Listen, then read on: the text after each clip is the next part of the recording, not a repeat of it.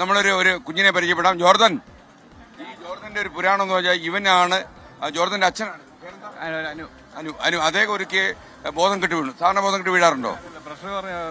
Pressure കുറഞ്ഞിട്ട് ബോധം കെട്ട് വീണപ്പോ ഇവൻ മാത്രമേ വീട്ടിലുണ്ടായിരുന്നുള്ളൂ. താങ്കളോടെ പോയിരുന്നു? നമുക്കൊരു ഷോപ്പ് ഉണ്ട് ഇവിടെ പുതുപ്പള്ളി തന്നെ. ഞാൻ അവിടെ ആയിരുന്നു. സ്പോട്ടിൽ അപ്പനും കൊച്ചും മാത്രമേ ഉണ്ടായിരുന്നു. മോന് മാത്രമേ ഉണ്ടായിരുന്നുള്ളൂ. ഇവനെ അപ്പന്റെ മുഖത്ത് വെള്ളം തളിച്ച് അപ്പനെ ബോധം നേരെ നിർത്തിയിട്ട് അവൻ അയൽവാസികളോടൊക്കെ പറഞ്ഞെന്നാ പറഞ്ഞത്. ബോധൻ എത്രാം ക്ലാസ്സിലാണ് പഠിക്കുന്ന മോന്? ഈ അതായത് അപ്പച്ചന് ബോധക്കേട് വന്നപ്പോഴേ മോന് മനസ്സിലായിരുന്നു. മോനെ അപ്പൊ എന്താ ചെയ്തേ? അടുക്കളയിൽ നിന്ന് വെള്ളം എടുത്ത് ഒഴിച്ചോ? അടുക്കളയിലല്ല, ഫ്രിഡ്ജിന്ന് അപ്പച്ചനെ ഞാൻ ചേച്ചിനെ ആംബുലൻസിൽ വിളിച്ച് ആശുപത്രി കൊണ്ടുപോയി. ഓ അത് ശരി. അപ്പൊ അപ്പച്ചനെ എവിടെ ആശുപത്രി കൊണ്ടുപോയോ? കൊണ്ടുപോയോ? ആരോട് പോയി പറഞ്ഞു? അപ്പോ മോൻ വെള്ളം തെളിച്ച ഉടനെ അപ്പച്ചൻ കണ്ണു തുറന്നോ? വെള്ളം തെളിച്ചില്ലേ? ഇങ്ങനെ വെള്ളം തെളിച്ചില്ലയോ? അപ്പൊ കണ്ണു തുറന്നിരിക്കുക അല്ലേ? പിന്നെ ആശുപത്രി കൊണ്ടുപോയി. ഓ ഇയാള് ഭയങ്കര അപ്പൊ എന്തായാലും മകനെ കുറിച്ച് അപ്പൊ എന്താ തോന്നി? അന്നേരം ഒന്നും എനിക്ക് അറിയത്തില്ലായിരുന്നു. അത് കഴിഞ്ഞപ്പോ 2 ദിവസമാണ് അറിയുന്നത് ഇവൻ എല്ലാവരും ഒന്ന് വിളിച്ചതൊക്കെ. കാരണം ഇപ്പം പുറത്ത് പോയിരിക്കാൻ വേണ്ടി ഞാൻ ലോക്ക് ചെയ്തായിരുന്നു. വീട് ലോക്ക് ചെയ്തിട്ടേക്കുമായിരുന്നു. ഇപ്പം സൈക്കിളായിട്ട് പുറത്ത് വെയിലത്ത് പോയിരിക്കാൻ വേണ്ടിയിട്ട് പിന്നെ സ്കൂളിൽ വന്നിട്ട് ഫുഡെല്ലാം കൊടുത്തിട്ട് എന്നോട് ഇരിക്കുമായിരുന്നു. അപ്പം പുറത്ത് പോകണ്ടല്ലോ ഓർത്തുകൊണ്ട് ലോക്ക് ചെയ്തിട്ടേക്കുമായിരുന്നു. അപ്പോഴാണ് എനിക്ക് പെട്ടെന്ന് ബോധമെല്ലാം മാറിയുന്നത്. ഇപ്പം മാത്രമേ ഉള്ളത്. പിന്നെ ഇല്ലാന്ന് തോന്നുന്നു. വെയിലറിയാം, ഞാൻ പുറത്ത് നേരത്തെ കിടക്കുമായിരുന്നു. അപ്പൊ ഇവനോട് ചോദിക്കുന്നുണ്ട്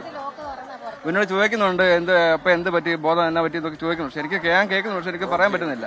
നന്നായി, മകൻ മിടുക്കനായിട്ട് വളരട്ടെ. അപ്പൊ അങ്ങയുടെ പേരെന്താ? ഋഷിരാജൻ, റിട്ടയർഡ് അധ്യാപകൻ. ഓക്കെ. എന്തോ റിട്ടയർ ചെയ്തതിനു ശേഷം ഗുരുകുലം എന്ന ഒരു സ്ഥാപനം നടത്തുന്നു. ഓക്കെ. അപ്പൊ സന്തോഷം. സംബന്ധിച്ചൊരു പുസ്തകം. ഓക്കെ. ഇതിന്റെ ഒരു കോപ്പി ചാണ്ടിയമ്മനോട് കൊടുക്കണം. Okay, thank you. M L A ഇതൊക്കെ അറിയേണ്ടത്. മാത്രം ഇത് YMCA-യിലൊക്കെ എല്ലാ കാര്യത്തിനും യു ആർ അവർ പ്രൈഡ് കേട്ടോ. ഓക്കെ, വളരെ സന്തോഷം. നമുക്കിനി നമ്മുടെ പിള്ളേർ വന്നിട്ടുണ്ടല്ലേ? IHRD. നിങ്ങൾ എവിടുന്നാണ്? IHRD ഹയർ സെക്കൻഡറി സ്കൂളിലെ പിള്ളേരാണ്. ഹലോ, നിങ്ങളൊക്കെ അറിഞ്ഞോ? നമ്മുടെ യാത്രയെ കുറിച്ച് അറിഞ്ഞോ? എന്താ അറിഞ്ഞേ?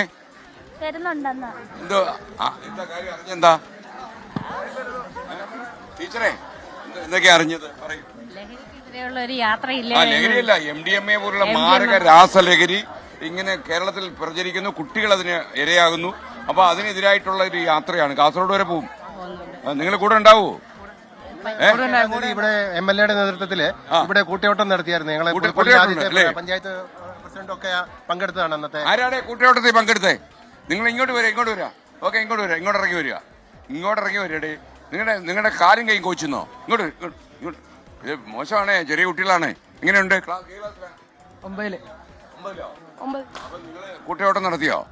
അതിൽ പങ്കെടുത്ത ആരൊക്കെ ഉണ്ട്? അപ്പൊ ഈ സ്ഥാപനത്തെ കുറിച്ചുകൂടി പറഞ്ഞു. ഞങ്ങള് ഗവൺമെന്റ് IHRD-യുടെ കീഴിൽ നടക്കുന്ന സെൽഫ് ഫിനാൻഷ്യൽ സ്കൂളാണ്.